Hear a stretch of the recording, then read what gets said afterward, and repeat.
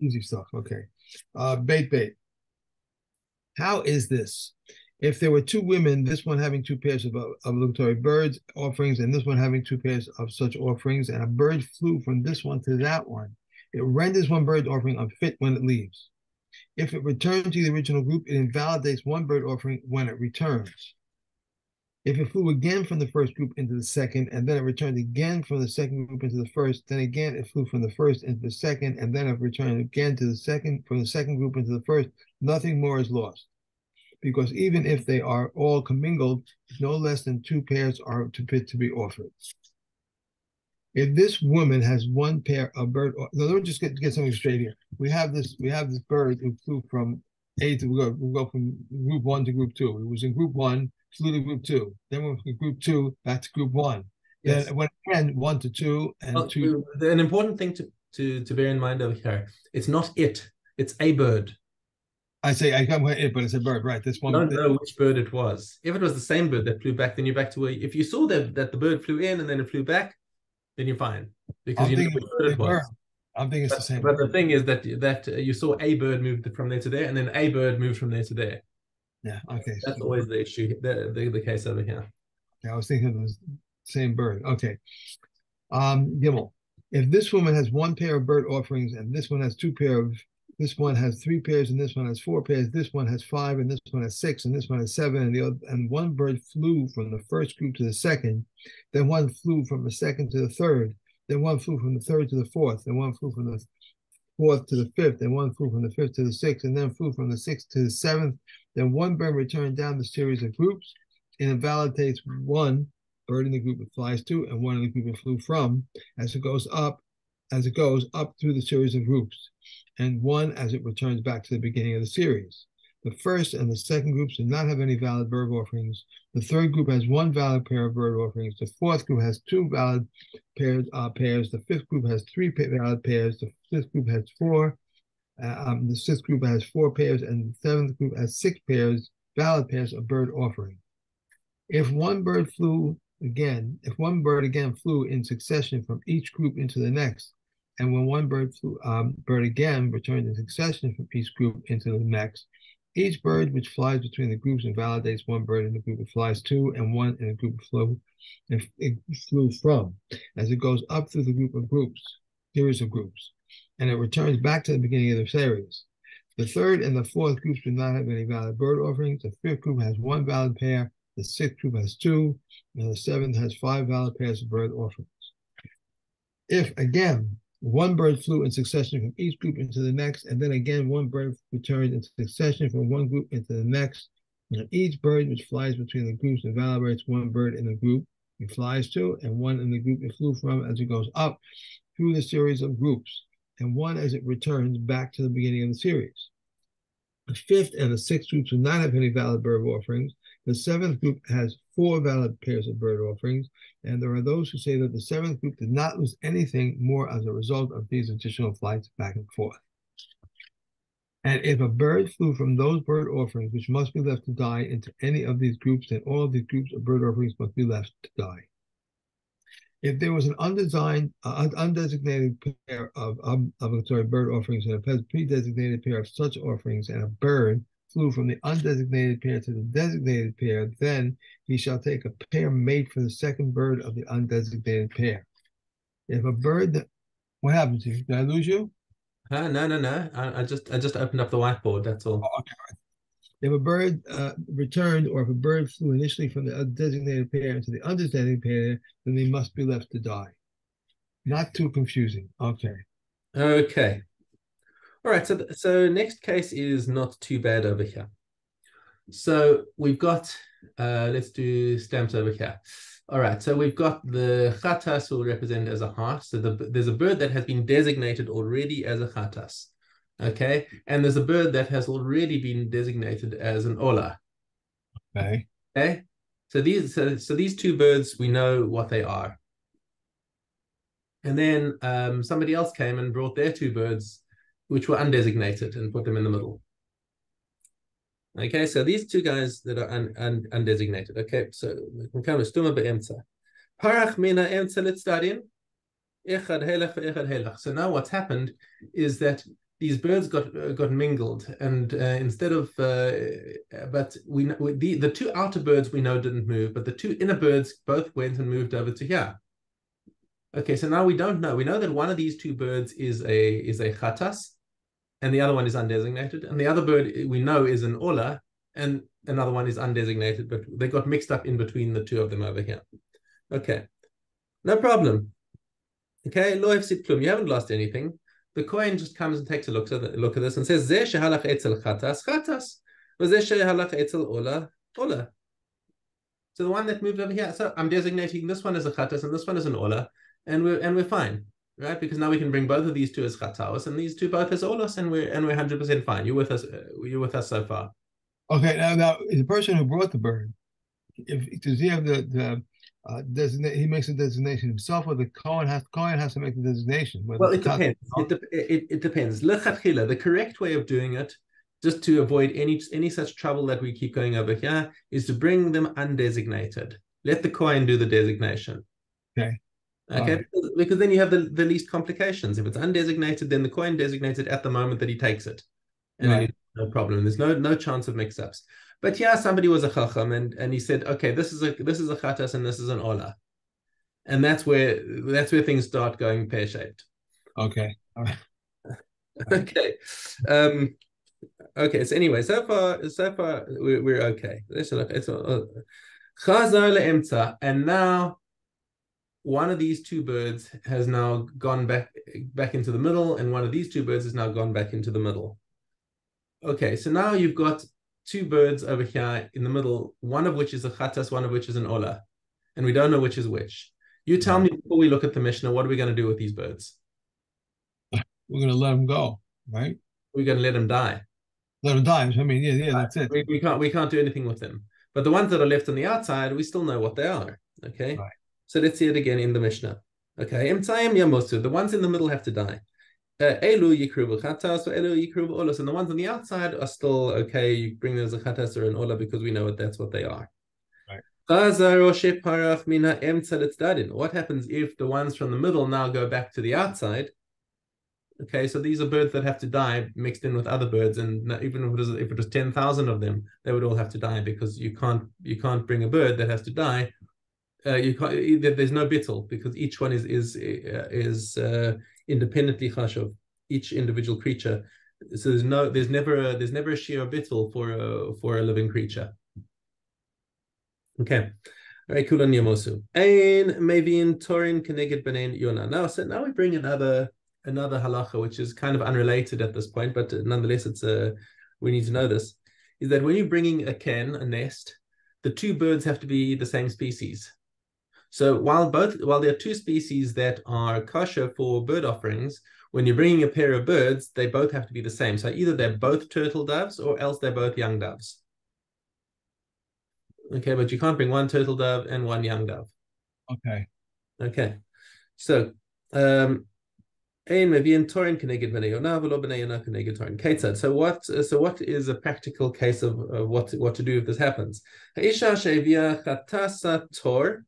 So she brought a turtle dove for her chatas, and now she gives the coin. Oh, here's my ola, which is a young dove. So the coin looks at it and says, you can't do that. She now has to come back, go and get another turtle dove to bring as her ola.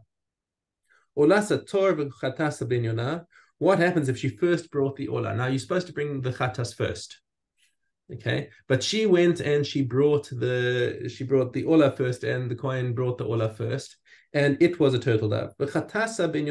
And now she brings a chatas, which is a young dove. So now we have a machlokes tanaim. The Tanakama says tichbol v'tavi ola sab ben yonah. So she has to match whatever she has to bring a second ola, because the chatas is what's kovea, according to the Tanakama. Okay, the chatas is the more important because of the two, because that cannot be brought. I think we saw this in Menachos about what comes first, the order of precedence of different korbanos, and the chatas is is more chashuv because it's why? Why is the Khatas more chashuv? I don't recall. Gosh, now I'm going to have to go back into the Mishnayos there and look it up. But the Khatas is the one that's koveya. But Ben Izai disagrees. Ben Izai Omer holchin achar harishon. He says, no, whatever comes first is the one that's going to be koveya whatever we're bringing. Okay, and the halacha follows the Tanakama. Ha'isha she'evia chatasa. So now a woman comes and she brought. We always bring the case of a woman because this is your most common use case of the bird offerings is the yoledis. Every time a woman gives birth, she's bringing two birds, and it's nicer to talk about a case that doesn't involve a chet or anything icky like being a zav. Okay, so when a woman gives birth, she has to bring these two things. So we always talk about it being a woman, but it could be a man who's a zav. Okay, or a matzora as well. A matzora can also brings bird offerings. Okay, ha'isha she'evia chatasa v'meisa. So she brought her chatas, and before she could bring her ola, she died. Now there's a bird left over. So now yaviu hayorshin olasa. So her yorshim can still bring the ola because an ola can be brought as a voluntary sacrifice, but a chatas can never be brought as a voluntary sacrifice.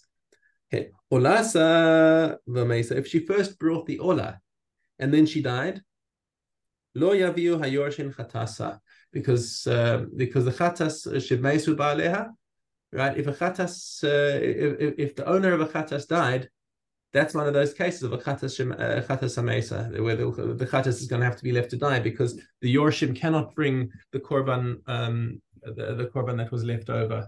The chatas is for a specific person, for a specific either chet or a chiyuv that requires a chatas like a yoledis. Okay.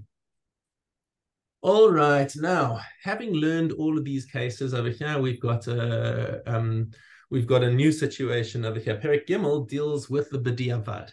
Up until now, we've been dealing with the lechatchila cases where something got mixed up, and the kohen went and asked a shaila. So b'med dvarim amurim. Up until now, we've been talking about the kohen nimlach, where the kohen goes and asks a shaila.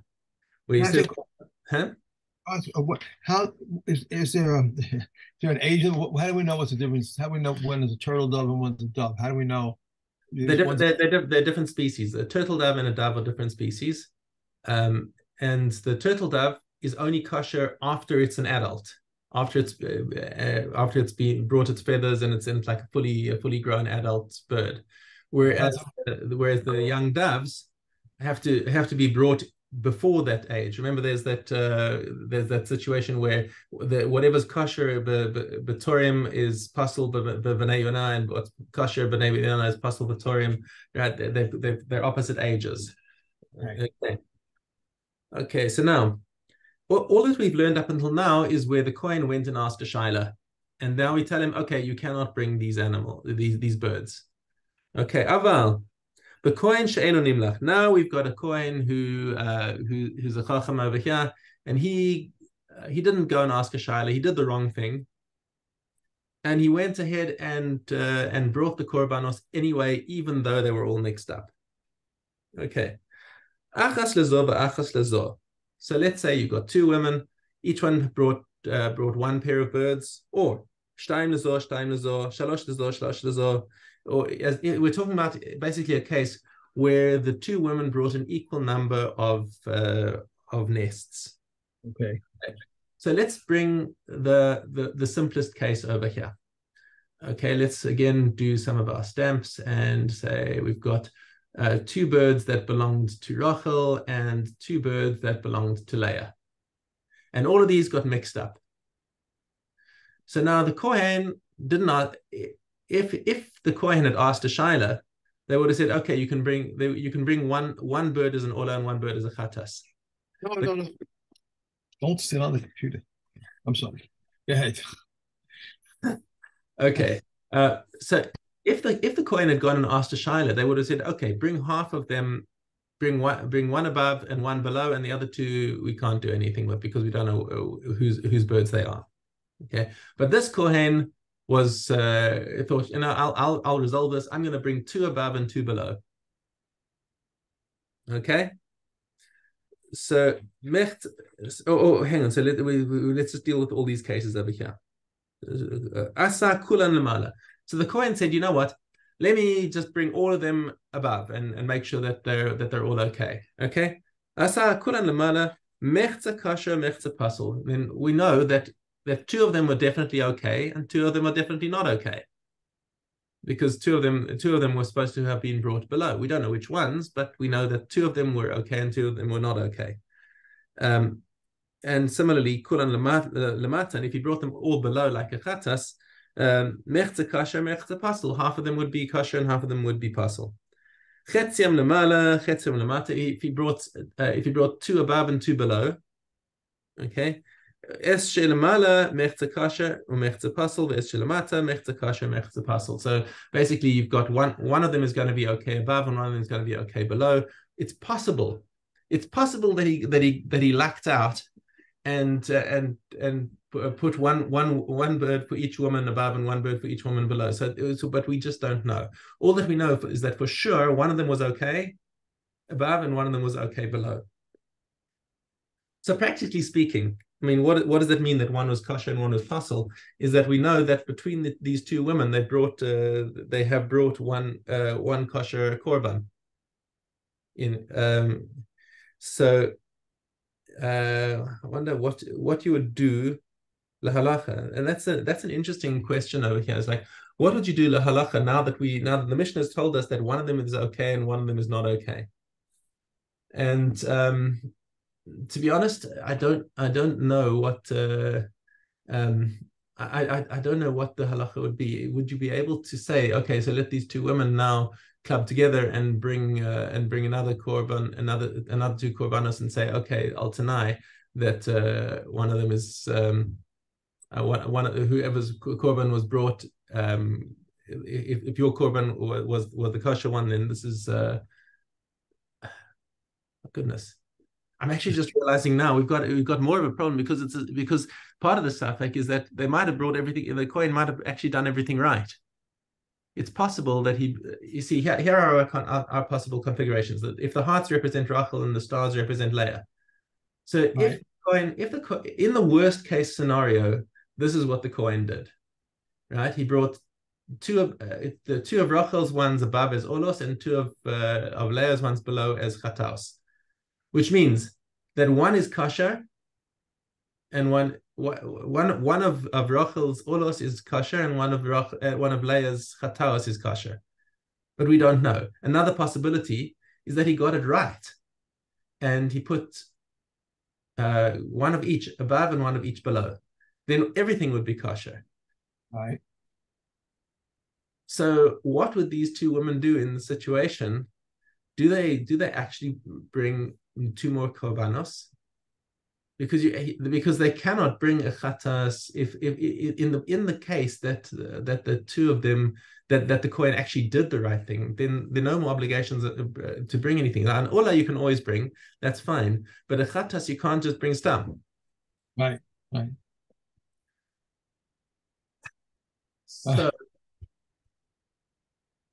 I'm going to have to consult Udi Bank here on this, because he's the subject matter expert in Kinnim. Was that banker? You know Dudi Bank here? Dudi Banker, yeah, he's the one. He wrote that contrast in Kinnim. In fact, I'll take a look in his contrast first to see what the actual halacha is going to be in this situation. Like, what do these women do now? Because it's great that the Mishnah has told us that half were kasha and half were pasul, but l'maaseh, what do you do now? Anyway, okay. Mishnah base. Achas lezo, shtaim lezo, shalosh lezo, eser lezo. So now you have a whole bunch of different women all came together and brought all the birds, and a whoopsie doodle happened, and all of these birds got mixed up together. Mea lezo. And now this Kohen saw this mixture of 116 different birds, 116 nests. So 232 birds. It's quite a mess. And half of them, and what did the Kohen do? asa kulan lamala, if you did all of them above, then for sure half of them are meant to be olos and half of them were not. And half of he did the wrong thing, but half of them are definitely kosher and half of them are definitely pasul. What about the ones at the bottom? If you did them all, at the bottom, of course, the same thing applies at the bottom. Kulan lamatan mechza kasher, mechza pasul, half a kosher and half a pasul. Chetzin lamalan vechetzin lamatan. Now, what happens if you did half of them above and half of them below? Hamaruba kasher. Now, it's going to be very confusing if we try and work it out as 100 first. So let's just take a situation where, let's take a relatively simple situation where you've got Rachel brought one pair of nests, and Leah brought 2 pairs, and let's say Rachel, Leah, and Rivka brought 3 pairs. Okay, boom, boom, boom. Okay, so now here are all of our birds, and let's say the Kohen brought 6 of these birds on the brought 6 of these birds on top and 6 of them at the bottom. Now, in the worst case scenario, he took all of the woman's thing, all of the 6 of these above and all of these 6 below. Okay, so now in this particular case, which ones are okay? The ones that are okay are, let's just get some more stamps over here. Okay, we know that this is okay, and this is okay. And these 3 therefore are pasul because they're meant to be below. Okay, now what about the ones at the bottom? You're gonna have the same situation where you've got 1 is okay, and these 2 are okay, and the other ones are all not. So in this particular case, once again, you see half of the 3 of the maximum one are okay, and half of them are not okay. Now, what happens in the best case? So we know that 3 of them are like in the absolute worst case scenario, we see that that still half of the largest group are okay. Now let's just take this a little bit more extreme, just to demonstrate the point over here. So I'm going to erase a few of things over here, and let's say that the woman with the largest group had actually more. Let's say she had 5. Okay, so if she had 5 and this one had 2 and this one had 1 pair, and in the worst case again, all of her birds were the ones that were brought on top. So she's got 5 pairs of birds. So how many of these are going to be okay? So let's take a look. Well, certainly the first 5 are okay because until she brings half of her birds, everything is going to be fine. So the first 5 are good. Okay, but these 3 that were brought afterwards, these were supposed to go below, so these 3 are bad. But in the meantime, the 2 of hers that were brought below are fine. Okay, and once again, the remaining 2 women whose birds were all brought below, 1 is okay, 1 is not. Okay, so once again, you see the situation where 5 are okay, and 5, which means that half of that's the number of the largest group is always going to turn out to be okay. So even if we extend this to 1 woman brought 100, then 100 birds that were brought on top are going to be okay, because that's it's just the way the math works out. I could demonstrate that to you on screen, but I think you can see the principle that the largest group is going to be the one that determines how many of these offerings were actually okay. Really confusing. Yeah, that you got to look at these diagrams and try and follow what's happening. It's not simple. You got to sit and think about these. Okay. So Maruba kasher. So the number of the largest group is going to turn out to have been kasher. So here's your general rule. Any situation where you can divide the birds, if you can divide them and they won't all be from one woman, whether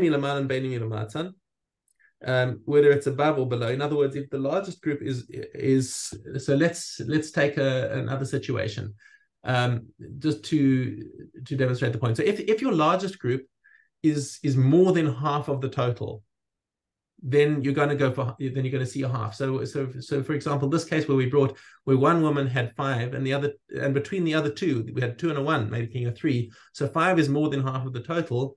So there, half of them are kosher and half of them are pasul. But let's take another situation over here. Clear all drawings. Okay, where we've got the first woman has got 1 pair. The second woman has got 2. Let's say the second one's got 3. Let's just say she's got two pairs, and the third woman has got also 2 pairs. Okay, so now these all got mixed up, and now the coin brings all of them above. As at least half above and half below. So now let's see this again. In our worst case scenario, all of the ones from one woman get brought above, but they've got to be 5. So they've got to be 5 above. So one of them is going to be from one of the women over here. So now we're going to start splitting these 2 below and these above. Okay, so now let's take a look at this scenario. If this is what happened, and this is our worst case scenario, where one woman's korbanos were all brought on one side, because that's going to cause the maximum damage.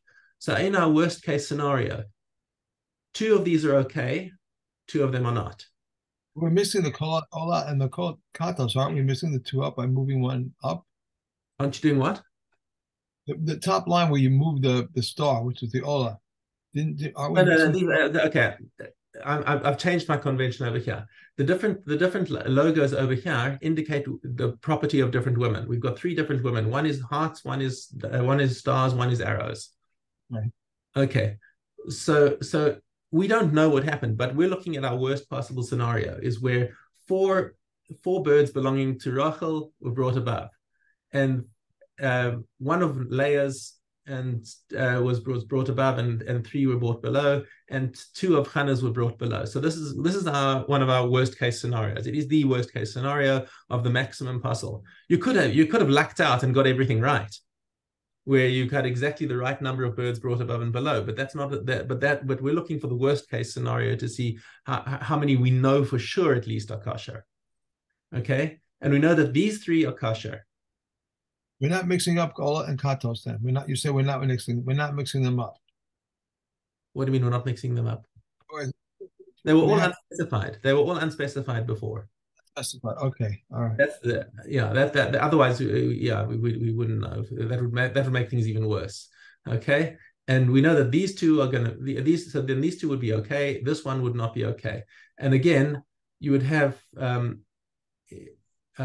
so below you would have 3 bad and 2 good over here. Hold on, have I got this right? No, sorry, I beg your pardon. This is wrong. This one would actually be okay. So you'd have 3 valid pairs and 2 invalid pairs. So any place where you can divide the birds and you're not going to find a majority for one woman, whether above or below. Mechza kasha, mechza pasul. Then half of them will be kasha and half of them will be pasul. And if it's an odd number, then you'll find that you'll round up by 1. So then so half of them plus 1. If half of 5 is 2.5, so you actually it works out rounding up. I did the math behind the scenes, and it turns out that 1 extra will turn out to be kasha. Okay.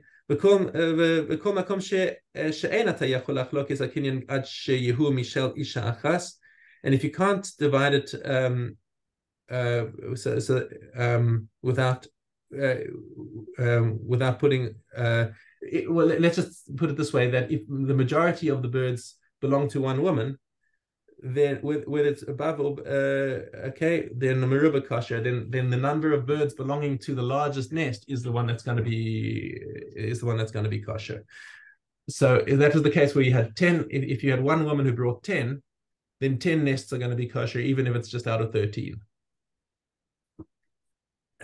I'm sorry, it's complicated. It's very highly technical and in malasot. Okay. All right, let's get back to something a little simpler in Midos. By the way, I'm running out of time in the Zoom again. So if we run out of time, then we'll just restart the Zoom. Okay. All right. Okay, I have to get rid of you have to get rid of the whiteboard. And we're in Midos. Yeah. We are in Gimel Dal. Both the stone to the altar and the stone to the ramp were quarried from the valley of Beit Karam, and they would dig beneath virgin soil and bring from there whole store of stones which had not been touched by iron. With iron renders unfit simply by touching and by being nicked by anything. If one of the stones was nicked, it is unfit, but the rest of them are still fit. And they would reface the stone twice a year, once on Pesach, once on Sukkot, and the Hekel was refinished once a year on Pesach. Rabbi said every Friday they would clean the altar with a wet cloth on account of the blood. They would not apply the coat of lime to the stones with an iron trouble, lest it touch the stones and render them unfit. For iron was created to shorten the life of man, while the altar was created to lengthen the life of man. It is not right that the shortener should be lifted up upon the lengthener. And there were rings to the north of the altar, the 6 rows of 4 rings each, and some say 4 rows of 6 rings each. For these three, by these rings they would slaughter the offerings of the Kedoshim. The butchering area was to the north of the altar, and upon it were 8 dwarf pillars, and square blocks of cedar were set upon these pillars. And hooks of iron were fixed in the cedar blocks, and each block had 3 rows of hooks, upon which they would hang the animals and skin them, and upon the marble tables which stood between the dwarf pillars. Okay. One more, the basin, the kior, the labor. Was located between the altar and the antechamber and the altar, and was drawn towards the south. Between the antechamber and the altar were 22 amos, and there were 12 steps there. The height of each step was half an amma, and the tread was 1 amma, 1 amma each, 1 amma, 1 amma, 1 amma, and a landing of 3 amos, and 1 amma, 1 amma, and a landing of 3 amma. And the utmost was at 1 amma and 1 amma, and a landing of 4 amma. And Rabbi Yehuda says the steps of the uppermost were 1 amma and 1 amma, etc., and a landing of 5. Okay. Meila. We have 2 minutes left, though. I don't know if you want to stop and go on to a new one or. Okay, yeah, let's do that.